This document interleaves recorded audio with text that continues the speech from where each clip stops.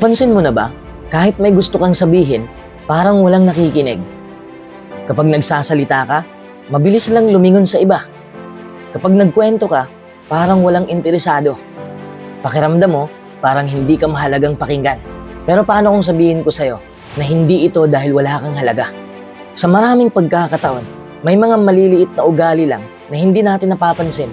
At ang mga ugaling yon ang dahilan kung bakit madaling mawalan ng interes ang mga tao sa atin. Ang magandang balita, kaya itong baguhin. Sa video na ito, ibabahagi ko ang 9 na paraan para hindi ka na madaling ma-ignore.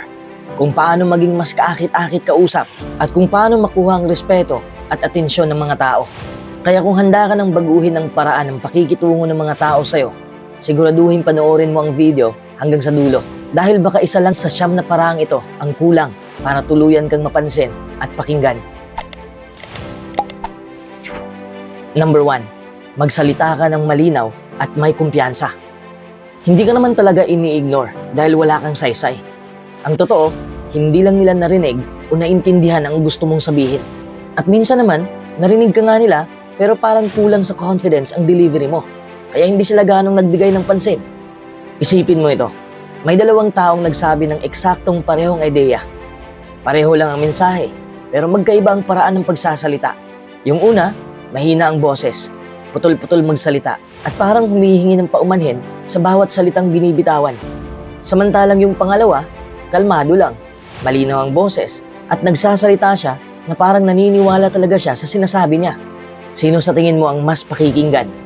Most of the time, hindi lang ang words ang pinakikinggan ng tao. Pinakikinggan din nila ang confidence sa likod ng mga salitang yon. Confidence is not about being the loudest person in the room. It's about speaking in a way that shows na naniniwala ka sa sarili mong sinasabi.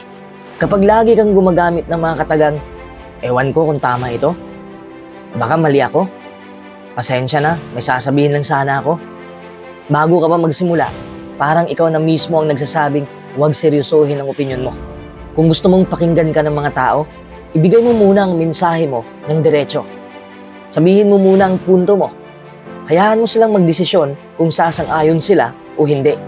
Isa pa, huwag mong bilisan ang pagsasalita dahil lang kinakabahan ka. Kapag sobrang bilis mong magsalita, mas mahirap kang maintindihan.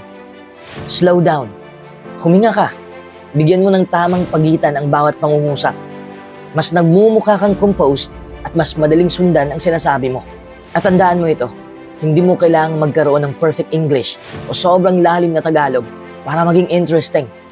Ang mas mahalaga ay malinaw ang mensahe mo at natural ang delivery mo. Kahit simple lang ang salita, kung confident at sincere ang dating mo, mas tatatak yon sa isip ng kausap mo. The way you speak tells people how much you believe in yourself. At kadalasan, kung hindi ka naniniwala sa sarili mong sinasabi, bakit sila maniniwala sa'yo? Kaya simula ngayon, magsalita ka ng malinaw. Huwag kang magmadali. Iwasan mong lunukin ang mga salita. At higit sa lahat, paniwalaan mo muna ang sarili mong boses. Dahil kapag ikaw mismo ang may confidence sa mensahe mo, mas malaki ang posibilidad na makinig, magtiwala at magbigay pansin ang mga tao sa'yo. Number 2, magpakita ka ng tunay na interes. Alam mo ba kung bakit ang ibang tao ay parang ang bilis magkaroon ng kaibigan? Hindi naman dahil sila ang pinakagwapo, pinakamaganda o pinakamatalino. Kadalasan, may isang ugali lang silang ginagawa na bihirang-bihira mong makita ngayon. Marunong silang maging genuinely interested sa ibang tao. Aminin natin, kapag may kausap tayo, madalas ang iniisip natin ay, ano kaya ang isasagot ko? O kaya, paano kaya ako magiging interesting? Dahil doon, habang nagsasalita ang kausap natin, hindi na tayo talagang nakikinig. Naghihintay lang tayo ng pagkakataon para tayo naman ang magsalita. Pero isipin mo ito, kailan mo huling nakausap ang isang taong talagang nakinig sa bawat salita mo? Yung hindi palaging sumusulyap sa cellphone, hindi ka pinuputol at hindi agad ibinabalik ang usapan sa sarili niya. Malamang hanggang ngayon, naaalala mo pa ang taong yon. Why? Because everyone wants to feel seen. Everyone wants to feel heard. At kapag naramdaman ng isang tao na importante ang kwento niya sa'yo, mas magiging komportable siyang makipag-usap at mas gugustuhin ka niyang makasama. Mas mahalaga ang pagiging interested kaysa pagiging interesting. At isang sikreto pa, listen to understand, not just to reply. Ibig sabihin, makinig ka para maintindihan ang nararamdaman at gustong iparating ng kausap mo. Hindi lang para makahanap ng pagkakataong ikaw na ang magsalita. Hindi mo rin kailangang magkunwaring interesado kung hindi ka naman talaga interesado. Madalas, napapansin nyo ng tao. Mas maganda ang simpleng curiosity kaysa pilit na pagpapanggap. Kung may bagay na hindi mo alam, sabihin mo, hindi ko alam yan. Pwede mo bang ikwento sa akin? Mas makikita nilang open kang matuto. At tandaan mo ito, ang paboritong topic ng karamihan sa tao ay ang sarili nila. Hindi ito pagiging makasarili. Natural lang sa tao na gustong may nakikinig at nakakaunawa sa kanya. Kaya kapag binigyan mo sila ng pagkakataong magbahagi at ipinakita mong interesado ka, nag-iiwan ka ng magandang impresyon na hindi madaling makalimutan. So, kung gusto mong hindi ka ma-ignore, huwag mong isipin kung paano ka magiging sentro ng usapan. Mas isipin mo kung paano magiging mahalaga ang kausap mo habang kasama ka niya. Ironically, kapag mas pinaparamdam mong importante ang ibang tao, mas magiging importante ka rin sa paningin nila. Number 3, magkaroon ka ng positibong enerhiya. Napansin mo ba na may mga taong pagpasok pa lang sa isang room, parang gumagaan agad ang pakiramdam ng lahat? Hindi naman sila sikat. Hindi rin sila pinakamayaman o pinakamatalino. Pero gusto silang makasama ng mga tao. Bakit? Dahil may dala silang positive energy. Ang ibig sabihin ng positive energy ay kahit may pinagdadaanan ka, hindi mo hinahayaang maging pabigat ang presensya mo sa bawat taong nakakasalamuha mo. Marunong kang magdala ng pag-asa kaysa puro bigat. Aminin natin, lahat tayo ay may kakilala na sa bawat usapan, laging may reklamo. Kapag tinanong mo kung kumusta siya, puro problema ang sagot. Kapag may magandang balita ang iba, may dahilan pa rin siya kung bakit hindi yun sapat. Kapag may bagong opportunity, ang una niyang nakikita ay ang posibilidad ng pagkabigo. Sa una, naiintindihan pa yon ng mga tao. Pero kapag palagi na lang ganon, napapagod din silang makinig. Because emotions are contagious. Ang energy mo ay parang virus. Kung palagi kang negatibo, unti-unti ring mabibigatan ang mga taong nasa paligid mo. Pero kung marunong kang magdala ng pag-asa, encouragement, at magandang attitude, mas gugustuhin ka nilang makasama. Hindi ibig sabihin nito na kailangan mong maging fake. Ang tunay na positive person ay marunong umamin kapag nahihirapan siya. Pero hindi siya nananatili ron. Marunong siyang maghanap ng solusyon kaysa manatiling nakatutok sa problema. People are naturally attracted to hope. Gusto ng tao ang kasama na pagkatapos ng usapan, mas gumaan ang pakiramdam nila dahil may nagpaalala sa kanila na may pag-asa pa.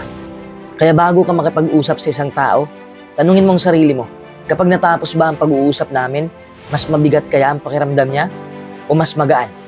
Hindi mo kailangan maging life of the party. Hindi mo kailangan maging pinakamaingay sa grupo. Sapat lang maging taong marunong ngumiti, marunong magpasalamat, marunong mag-encourage, at marunong tumingin sa magandang bahagi ng sitwasyon kahit hindi perpekto ang lahat. At tandaan mo ito, ang positive energy ay hindi nagmumula sa pagkakaroon ng perpektong buhay. Nagmumula ito sa pagpili ng tamang attitude sa kabila ng mga hindi perpektong sitwasyon. Kapag naging ganong klaseng tao ka, mapapansin mong hindi mo na kailangang habulin ang atensyon ng iba. Sila mismo ang hahanap ng pagkakataong makausap ka. Dahil sa mundong puno ng stress, pressure at negativity, ang isang taong nagbibigay ng pag-asa at magandang enerhiya ay hindi madaling makalimutan. Number 4, tuparin mo ang mga pangako mo. May mga taong hindi naman pala salita, hindi rin sikat, at hindi sila ang pinakamaingay sa grupo. Pero kapag nagsalita sila, nakikinig ang lahat. Kapag nangako sila, walang nagdududa. Bakit? Dahil alam ng mga tao na ang salita nila ay may timbang. Ang tiwala ay hindi nabubuo sa isang malaking pangyayari. Nabubuo ito sa maliliit na pangakong paulit-ulit mong tinutupad. Every promise you keep is like putting one more brick into the foundation of trust. At habang tumatagal, mas nagiging matibay ang tingin ng mga tao sa'yo. Pero kabaligtaran din ang totoo. Hindi mo kailangang gumawa ng malaking pagkakamali para mawalan ng tiwala ang tao.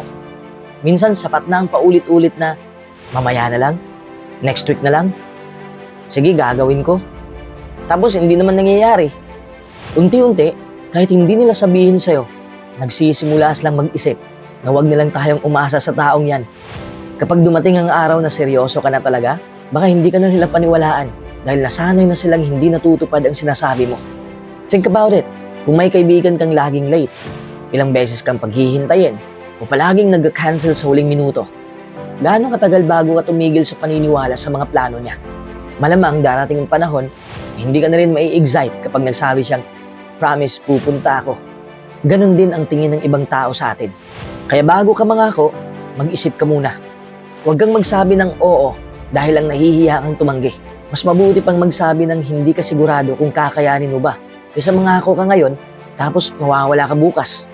Remember this, it's better to underpromise and overdeliver than to overpromise and disappoint. Mas magugulat at matutuwa ang mga tao kapag mas marami kang nagagawa kaysa sa inaasahan nila. Kaysa puro magagandang salita pero kulang sa aksyon. At kung sakaling hindi ka talaga kayang tuparin, huwag kang magtago. Huwag mong iwasan ang tawag o sin zone lang ang message. Be honest. Sabihin mo agad ang totoo. Humingi ka ng paumanhin at ipaliwanag mo ang sitwasyon. Hindi lahat ng tao magagalit kung hindi mo natupad ang pangako mo. Pero maraming tao mawawalan ng respeto kapag pinabayaan mo silang maghintay ng walang paliwanag. Sa totoo lang, mas madaling magsalita kaysa kumilos. Madaling magsabi ng, "I'll be there. I'll help you. Ako na bahala sa'yo." Pero ang tunay na sukatan ng pagkatao mo ay hindi ang mga salitang lumalabas sa bibig mo. Ang sukatan ay kung gaano ka consistent na ginagawa ang mga yon. Tandaan mo ito, ang reputasyon mo ay hindi nabubuo sa sinasabi mong gagawin mo. Nabubuo ito sa mga bagay na talagang ginagawa mo. Kapag natutuhan ng mga tao na ang oo mo ay talagang oo at ang salita mo ay mapagkakatiwalaan, rerespetuhin ka nila. At ang respeto, mas matagal ang buhay kaysa pansamantalang atensyon. Number 5, huwag kang laging magreklamo. May kilala ka bang tao na kapag nakita mo pala ang pangalan sa notification mo, parang napapaisip ka na agad kung sasagutin mo ba o mamaya na lang? Hindi dahil masama siyang tao, hindi dahil galit ka sa kanya, kundi dahil halos sa bawat pag-uusap, puro reklamo ang laman. Reklamo sa trabaho, reklamo sa traffic, reklamo sa panahon, reklamo sa gobyerno, reklamo sa pamilya, reklamo sa kaibigan. Parang kahit anong mangyari, laging may mali. At ang masakit, baka minsan hindi natin namamalayan na tayo na pala ang ganung tao. Normal lang naman na maglabas ng sama ng loob. Lahat tayo napapagod. Lahat tayo may bad days. Walang masama sa pagrarant paminsan-minsan. Ang problema ay kapag ang reklamo na ang naging default personality mo. Kapag halos lahat ng lumalabas sa bibig mo ay negatibo, unti-unting napapagod ang mga tao sa paligid mo. Think about it. Kapag lagi kang kasama ng isang taong puro negativity, ano ang nararamdaman mo pagkatapos niyo mag-usap? Madalas, parang ikaw rin ang nawalan ng energy. Kahit wala kang problema nung una, parang nadagdagan pa. Ganito rin ang nararamdaman ng ibang tao kapag tayo ang laging nagrereklamo. Hindi ibig sabihin ito na kailangan mong magpanggap na masaya kahit hindi ka masaya. Hindi rin ibig sabihin na bawal kang magsabi ng problema. Ang punto ko lang ay huwag mong hayaang ang bawat pag-uusap ay umiikot na lang sa mga bagay na mali sa buhay mo. Instead of always saying, "Ang hirap naman ng buhay," ask yourself, anong pwede kong gawin para gumaan kahit konti ang sitwasyon? That small shift changes everything. Kapag nakikita ng tao na marunong kang humanap ng solusyon, mas gugustuhin ka nilang kausap. May malaking pagkakaiba ang taong nag-vent para gumaan ang pakiramdam at taong nagre-reklamo lang ng paulit-ulit pero walang balak gumawa ng pagbabago.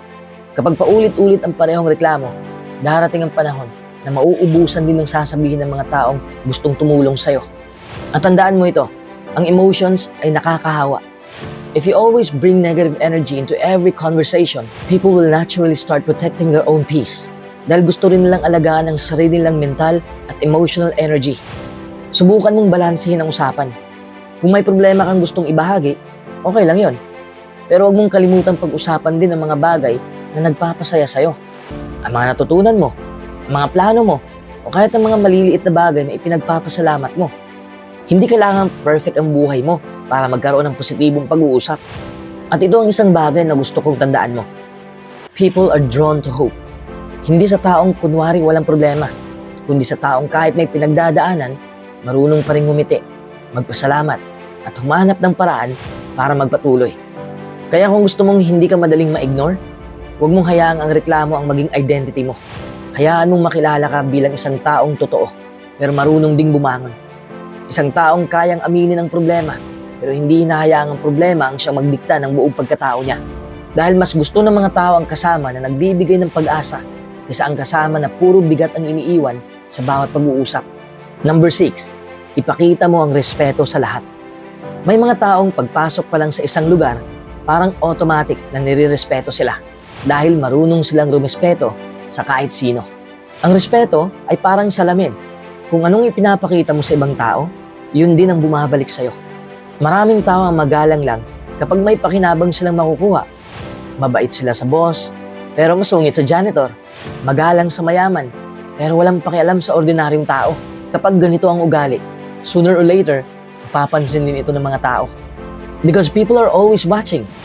Kahit hindi nila sinasabi, napapansin nila kung paano mo tratuhin ang mga taong walang maibibigay sa'yo. Subukan mong obserbahan ang mga taong tunay na kahanga-hanga. Kapag may security guard silang makasalubong, bumabati sila. Kapag may waiter na nag-abot ng pagkain, marunong silang magpasalamat. Kapag may utility worker na naglilinis ng paligid, hindi nila ito binabaliwala. Maliit na bagay lang ito, pero malaki ang sinasabi nito tungkol sa pagkatao. Respect is not about status. It's about character. At tandaan mo, hindi lang sa salita ipinapakita ang respeto. Ipinapakita rin ito sa paraan ng pakikinig. Kapag may nagsasalita, huwag kang laging nakatutok sa cellphone. Huwag kang sumingit sa usapan na parang mas mahalaga ang sasabihin mo. Huwag mong maliitin ang opinyon ng iba dahil lang iba ito sa paniniwala mo. Hindi naman ibig sabihin na kailangan mong sumang-ayon sa lahat. You can disagree without being disrespectful. Pwede kang magkaroon ng ibang pananaw habang nananatiling magalang. Yan ang tanda ng emotional maturity. Isa pa, matuto kang gumamit ng simpleng mga salita tulad ng please, salamat, excuse me, at pasensya na. Mukhang maliit na bagay lang, pero ang mga salitang ito ay may malaking epekto sa paraan ng pagtingin ng tao sa'yo. Minsan, isang taos-pusong thank you lang ang kailangan para maramdaman ng isang tao na pinahahalagaan siya. At huwag mong isipin ang respeto ay para lang sa mga taong nirerespeto ka rin. Doon nasusukat ang tunay mong karakter. Madaling maging magalang sa mabait. Pero paano kung bastos ang kaharap mo? Paano kung hindi ka pinapansin? Paano kung hindi sila sang-ayon sa'yo? Doon mo mapapatunayan kung respeto ba talaga ang ugali mo. O mabait ka lang kapag maganda ang trato sa'yo. Kapag ginawa mong lifestyle ang paggalang sa lahat, mapapansin mong mas magiging magaan ang pakikitungo ng mga tao sa'yo. Mas magiging komportable silang makipag-usap, makipagtulungan, at magtiwala sa'yo. Because people may forget what you said and they may even forget what you did, but they will always remember how you made them feel. Kaya kung gusto mong hindi madaling ma-ignore, simulan mo sa simpleng bagay. Tratuhin mo ang bawat tao ng may dignidad at respeto, anuman ang kanilang trabaho, estado sa buhay, o kakayahan. Dahil ang tunay na respeto ay hindi pinipili kung sino ang karapat-dapat. Ibinibigay ito dahil yun ang uri ng taong pinili mong maging. Number 7, panatilihing maayos ang sarili. Bago ka pa man makapagsalita, may opinyon na agad ang mga tao tungkol sa'yo dahil sa unang impresyon na nakita nila. That's just how first impressions work. Hindi ito tungkol sa pagiging gwapo, maganda, may branded na damit, may mamahaling sapatos. Ang pinag-uusapan natin dito ay pagiging malinis, presentable, at maayos sa simpleng paraan. Dahil kapag maayos ang itsura mo, mas madali kang lapitan at mas komportable ang ibang tao na makipag-usap sa'yo. Imagine this, may dalawang taong sabay na lumapit para makipagkilala. Pareho silang mabait at pareho rin may magandang intensyon. Pero yung isa ay mukhang bagong gising, gusot ang damit, magulo ang buhok, at parang hindi mo lang naglaan ng kahit 5 minuto para ayusin ang sarili. Samantalang ang isa naman ay simple lang ang suot, pero malinis ang damit, maayos ang buhok, at mukhang inalagaan ang sarili. Sino sa tingin mo ang mas madaling lapitan? Hindi ito pagiging judgmental. Human nature ito. Ang unang nakikita ng tao ay ang panlabas mong anyo. Dahil wala pa silang alam tungkol sa ugali at personalidad mo. Kaya huwag mong maliitin ang maliliit na bagay. Malinis na kuko, mabagong hininga, maayos na buhok, malinis na sapatos, planchadong damit kung posible. Hindi mo kailangang gumastos ng malaki para magmukhang presentable. In fact, maraming taong simple lang manamit pero napakalakas ng dating dahil malinis at maayos silang tingnan. At may isa pang bagay na madalas nakakalimutan ng marami. Ang body language. Kahit gaano kaganda ang suot mo, kung nakayuko ka palagi, nakasibangot, o parang ayaw mong makipag-usap, iisipin ng iba na hindi ka approachable. Pero kapag tuwid ang tindig mo, relaxed ang kilos mo, at may natural kang ngiti, mas welcoming ang dating mo. People don't just notice what you wear, they also notice how you carry yourself.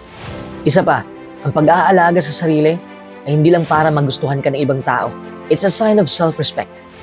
Kapag ipinapakita mong mahalaga ka sa sarili mo, mas malaki rin ang posibilidad na respetuhin ka ng ibang tao. At huwag mong isipin na kailangan mong maging perfect. Walang taong laging mukhang ready para sa photoshoot. Ang goal ay hindi perfection. Ang goal ay ipakita na inalagaan mo ang sarili mo bago ka humarap sa ibang tao. Tandaan mo rin, hindi kailangang mamahalin ang gamit mo para maging kaaya-aya ang dating mo. Maraming tao ang simple lang manamit, pero may presence. Bakit? Dahil malinis silang tingnan, maayos silang kumilos, at may confidence. Samantalang may iba namang sobrang mahal ng suot, pero halatang hindi komportable sa sarili nila. At sa totoo lang, kapag maayos ang sarili mo, iba rin ang pakiramdam mo. Mas tumataas ang confidence mo.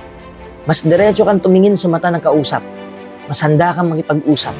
At napapansin nyo ng mga tao kahit wala kang sabihin. Kaya bago ka lumabas ng bahay, maglaan ka ng ilang minuto para ayusin ang sarili mo. Para ipakita na pinahalagahan mo ang sarili mo. Dahil kadalasan, ang paraan ng pagtrato mo sa sarili mo ang nagiging batayan ng ibang tao kung paano ka rin nila tatratuhin. Number 8, kontrolin mo ang emosyon mo. Isa sa pinakamabilis na paraan para mawalan ng respeto ang tao sa'yo ay kapag nakikita nilang bawat maliit na bagay ay pinapatulan mo. Isang biro lang, galit ka na. Isang opinyon lang na hindi tugma sa paniniwala mo, napipikon ka na. Isang simpleng pagkakamali lang ng ibang tao, parang katapusan na ng mundo kung mag-react ka. Hindi ibig sabihin nito o wala ka ng karapatang masaktan o magalit. Tao ka lang, natural lang ang emosyon. Ang tanong ay hindi kung nakakaramdam ka ba ng galit, lungkot o inis. Ang mas mahalagang tanong, ikaw ba ang may control sa emosyon mo? O emosyon mo na ang may control sa'yo? Think about it. Kapag may taong alam na madali kang ma-trigger, dali ka rin niyang makukontrol. Isang salita lang, sira na ang araw mo. Isang comment lang sa social media, hindi ka na mapakali. Isang maliit na puna lang, buong gabi mo na itong iniisip. Pero kapag marunong kang mag-control ng emosyon, ibang klaseng confidence ang nakikita ng tao sa'yo. Dahil alam mong hindi lahat ng nararamdaman mo ay kailangang ipakita o aksyonan agad. Ang pinakamalakas na response ay walang response muna. Hindi lahat ng argumento ay kailangan mong panalunan. Hindi lahat ng insulto ay kailangan mong sagutin. Hindi lahat ng taong nang-iinis ay karapat-dapat sa oras at enerhiya mo. Choose your battles. May mga tao kasing gusto lang makita ka magalit. Para bang yun ang entertainment nila. Kapag nakita nilang nainis ka, pakiramdam nila nanalo sila. Pero kapag kalmado kang sumagot o pinili mong huwag pumatol, nawawala ang kapangyarihan nila sa'yo. Isa pa, tandaan mo ito. Ang mga salitang nasasabi kapag galit ka ay parang toothpaste na pinigas sa tube. Kapag lumabas na, hindi mo na maibabalik. Kaya maraming relasyon ang nasisira dahil sa mga salitang nasabi sa init ng emosyon. Kapag nararamdaman mong tumataas na ang emosyon mo, huwag mong pilitin ang sarili mong sumagot agad. Give yourself a moment. Huminga ka. Uminom ka ng tubig. Maglakad ka kung kailangan. 5 minuto lang ng katahimikan ang makakapigil sa 5 taong pagsisisi. At tandaan mo rin, hindi lahat ng criticism ay attack. May mga taong gusto ka talagang tulungan. Kung bawat puna ay ituturing mong personal na pag-atake, mahihirapan kang matuto at mas lalong iiwas ang mga tao sa pagbibigay sa'yo ng honest feedback. The most respected people are not those who never get angry. They are the people who know when, how, and where to express their emotions. Kapag kalmado kang magsalita kahit mainit ang sitwasyon, mas pinakikinggan ka. Mas nagiging credible ang mga sinasabi mo at mas nakikita ng tao na mature kang humarap sa problema. Tandaan mo ito, hindi mo makukontrol ang ugali ng ibang tao. Hindi mo rin makukontrol ang lahat ng mangyayari sa buhay. Pero may isang bagay na laging nasa kamay mo, ang magiging reaksyon mo. At kapag natutunan mong kontrolin ang emosyon mo, sa halip na hayaang ito ang kumontrol sa'yo, mapapansin mong mas gumagaan ang pakikitungo ng mga tao sa'yo. Mas tumitibay ang respeto nila at mas bihira kang ma-ignore dahil nakikita nila ang isang taong may tunay na emotional maturity. Number 9, tanggapin mo na hindi mo mapapasaya ang lahat. Isa ito sa pinakamahirap tanggapin sa buhay. Gusto nating magustuhan tayo ng lahat. Gusto nating walang may galit sa atin, walang umiiwas, at walang nag-iisip ng masama tungkol sa atin. Kaya ginagawa natin ang lahat para lang ma-please ang bawat taong makakasalamuhan natin. But here's the truth, imposibleng mangyari yon. Kahit gaano ka kabait, may taong hindi ka magugustuhan. Kahit gaano ka kasipag, may magsasabing kulang pa rin ang ginagawa mo. Kahit ibigay mo ang best mo, may makakakita pa rin ng mali. At hindi yun laging dahil may mali sa'yo. Iba lang talaga ang pananaw, ugali, o pinagdadaanan ng ibang tao. Isipin mo ito, may mga taong ayaw sa maingay. May mga taong ayaw naman sa tahimik. Kapag madaldal ka, sasabihin nilang masyado kang talkative. Kapag tahimik ka naman, iisipin nilang suplado ka. So anong punto? Kahit anong piliin mo, may masasabi pa rin ang ibang tao. That's why you should stop trying to be everyone's favorite. Kapag ang goal mo ay mapasaya ang lahat, mapapagod ka lang. Lagi mong iisipin kung tama ba ang sinabi mo, kung may nasaktan ka ba, kung bakit hindi sila nag-reply, kung bakit parang malamig ang pagigitungo nila sa'yo. Unti-unti, mawawala ang tunay mong pagkatao dahil lagi kang nag-a-adjust para lang tanggapin ng iba. At alam mo ang nakakalungkot? Habang abala kang pinapasaya ang lahat, nakakalimutan mo ng alagaan ang sarili mo. May mga tao rin kahit anong kabutihan ang gawin mo, hindi pa rin nila yun mapapansin dahil hindi lahat ng tao ay marunong mag-appreciate at hindi mo na kontrolado yun. You can't control other people's opinions, but you can control how you respond to them. Kapag may hindi nagustuhan sa'yo, huwag agad isipin na kailangan mong baguhin ang buong pagkatao mo. Magtanong ka muna sa sarili mo, may mali ba talaga akong ginawa? Matuto ka at mag-improve.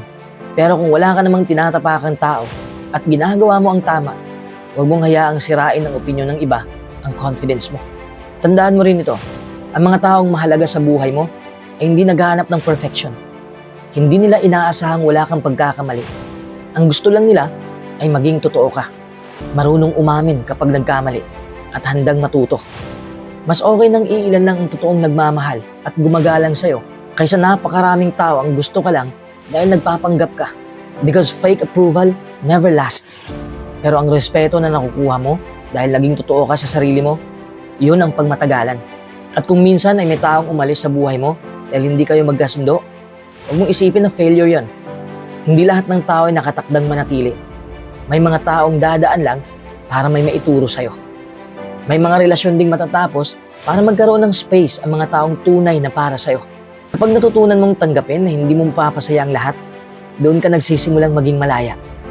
Malaya sa pressure, malaya sa sobrang pag-overthink, at malaya sa takot na baka hindi ka magustuhan. Dahil ang katotohanan, hindi mo kailangan ng approval ng buong mundo para maging mahalaga.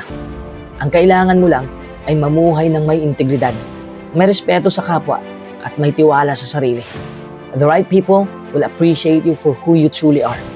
At tandaan mo, hindi mo kailangan baguhin ang buong pagkatao mo para lang mapansin ng ibang tao. Ang mas mahalaga ay patuloy mong pinapabuti ang sarili mo araw-araw. Kapag naging mabuti kang tao, marunong kang makinig, may respeto, at may tiwala sa sarili, darating ang panahon na hindi mo na kailangang habulin ang atensyon ng iba. Sila na mismo ang lalapit sa'yo. Kung may natutunan ka sa video na ito, isulat mo sa comments kung alin sa 9 na paraan ang gusto mong simulan ngayong araw. Gusto ko mabasa ang mga sagot mo. At kapag nagustuhan mo ang video, huwag mong kalimutang i-like, i-share, at i-subscribe ang channel para hindi mo ma-miss ang mga susunod pa nating videos tungkol sa self-improvement, motivation, at mga aral na makakatulong sa pang-araw-araw na buhay. Maraming salamat sa inyong panonood. Maraming salamat sa panonood. Ingatan mo ang sarili mo. At magkita-kita tayo sa susunod na video. God bless.